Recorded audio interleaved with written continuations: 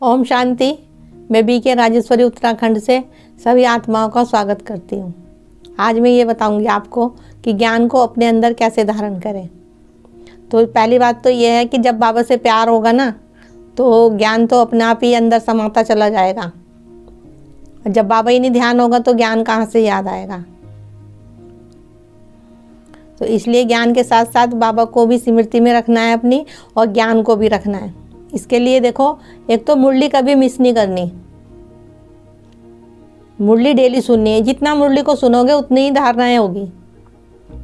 और कभी सुनी कभी नहीं सुनी, कुछ धारणाएं हुई, फिर 2 दिन नहीं सुनी तो वो धारणाएं कहाँ होगी। वो जितना हमने धारण करा वो तो सब निकल जाएगा फिर। तो मुरली डेली सुननी है। जितनी बार सुनोगे आप ही के लिए अच्छा रहेगा, उतनी ही धारणाएं होगी। बाबा के ज्ञान के साथ साथ हमें और भी चीज़ें बहुत सारी करनी पड़ती है। जैसे काम काज हो गया, बहुत सारा होता है। देखो काम काज सबके घर में, बाहर भी अंदर भी। लेकिन जो अपने बाबा का ज्ञान है, और बाबा को अपने बुद्धि से याद करना, और ज्ञान को अपनी बुद्धि में रख के उसका मंथन चिंतन करते रहना, मतलब सोचना बार बार। बाबा की बातों को बार बार, जो बाबा बताता है मुरली में, उसका मंथन करना। हर पल बाबा के बारे में सोचना। वो कुछ भी हो, चाहे अपने मन से कोई भी बात हो, मतलब उस बातों में भी बाबा ही हो। कि जैसे अपने मन से बात करते हैं ना, तो वैसे ही अपने मन से बात करनी है। सवाल जवाब, ठीक है। ये कोई मुश्किल नहीं है, ये थोड़ी सी प्रैक्टिस करनी पड़ेगी। वो ऑटोमेटिक ही हमारी वैसी आदत बन जाएगी फिर।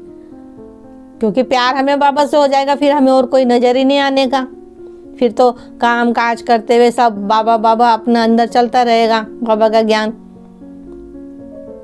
बहनों और भाइयों के साथ कभी कभी ऐसी दिक्कतें आ जाती है कि अपने घर से एक जने ने ज्ञान ले रखा, चाहे वो बहन हो चाहे भाई हो।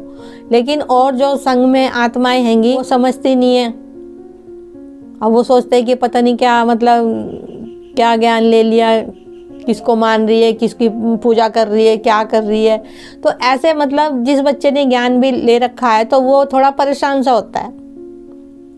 तो मेरा कहने का मतलब ये है, चाहे भाई हो चाहे बहन हो, परेशान बिल्कुल भी नहीं होना। क्योंकि हमारे बाबा के तो गुप्त ज्ञान है और गुप्त पढ़ाई है, ठीक है। तो मेरा कहने का मतलब ये है कि सबको आत्मा देखो, कि सब आत्माएं, ये आत्मा भी सृष्टि पे अपना पार्ट बजाने आ रखी है। सब ड्रामा देखो और सब काम काज करो, खुश रहो। खुश रह के बाबा से याद और खुश रह के बाबा से प्यार करो। बाबा ने कोई रोक टोक तो कर नहीं रखी है कि बाबा को कहीं एक जगह बैठ के याद करना है, या बाबा की तस्वीर लगानी है, या कुछ करना है। हमें बाबा की पहचान मिल गई कि परमात्मा निराकार ज्योति बिंदी है, और कैसे कैसे परमात्मा ब्रह्मा बाबा के तन में आते हैं, कैसे कैसे ज्ञान दिया। इस सब बातों के अगर हमें पता है तो फिर मतलब कोई कितना भी हमें मतलब मना करे कि ज्ञान में नहीं चलना या कुछ भी कहे, तो हाँ कह दो कि नहीं। लेकिन हमें तो अपने बाबा को मन बुद्धि से याद करना है ना। किसी को कुछ भी नहीं पता चलने का कि ये क्या कर रही है, क्योंकि हमारे बाबा ने किसी चीज़ के लिए नहीं मना कर रखा है। मेरा कहने का मतलब यही है कि खुश रह के बाबा को खूब याद करो। भले कोई सामने वाली आत्मा आपको कितना ही परेशान कर रही हो, कितना ही कुछ कह रही हो, ठीक है।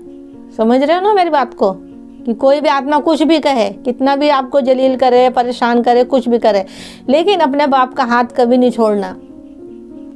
बाबा को मन बुद्धि से याद करते रहो। नहीं आपको कहीं जाने दे रहे, सेंटर पे नहीं जाने दे रहे, गाने नहीं सुनने दे रहे, फोटो नहीं लगाने दे रहे, कोई बात नहीं। हमें पता चल गया हमारा बाप निराकार है, कैसे कैसे बाबा ने ज्ञान दिया, कब बाबा आता है संगम पे, ये सब पता है। इन सब चीज़ों का मंथन करते रहो मन से, बस। और क्या है। सुबह योग करो, उठ के बाबा के संग खूब बातें करो। दिन में बाबा को बुद्धि में रखो। कोई भी काम कर रहे हो कोई बात नहीं, बाबा को बुद्धि में याद रखो।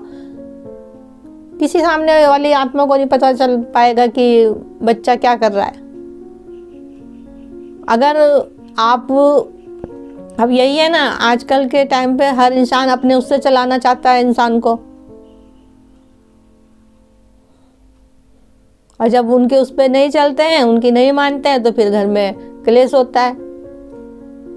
लेकिन हमें वही जैसे बाबा ने आज मुरली में कहा है कि हमें टेंशन में नहीं रहना, हमें अटेंशन में रहना है। तो ऐसी ऐसी समस्या तो आएगी, घर से ही पहले तो घर से ही शुरुआत होती है, बाहर तो बाद में।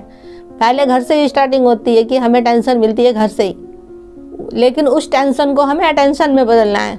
वो बदलेंगे कैसे? जब हम उन्हें भी आत्मा देखेंगे कि ये भी आत्मा है, इनका भी कोई पार्ट है सृष्टि पे। ठीक है, पहले पार्ट हमारा ही है। अगर हमारे संग हम 4 हैं तो हमारे ही पहले चारों का ही पार्ट है इनके संग। तो जब हम ऐसे ऐसे अपने मन में सोचेंगे कि ये भी आत्मा है, ये भी सृष्टि पे आई है, पार्ट बजा रही है, पहले हिसाब किताब हमारे संग ही है इनका, तो फिर मन हल्का हो जाता है। नहीं तो यही रहेगा कि ये इसने ऐसे क्यों कहा, इसने ऐसे क्यों कहा, है ना। तो यही है कि अपना खुश रहो खूब, और ऐसे ऐसे मन बुद्धि से बाबा को याद करते रहेंगे हम हर पल हर सेकंड, तो बाबा की ऑटोमेटिक ही धारणाएं होती रहेंगी। ठीक है। ओम शांति, ओम शांति।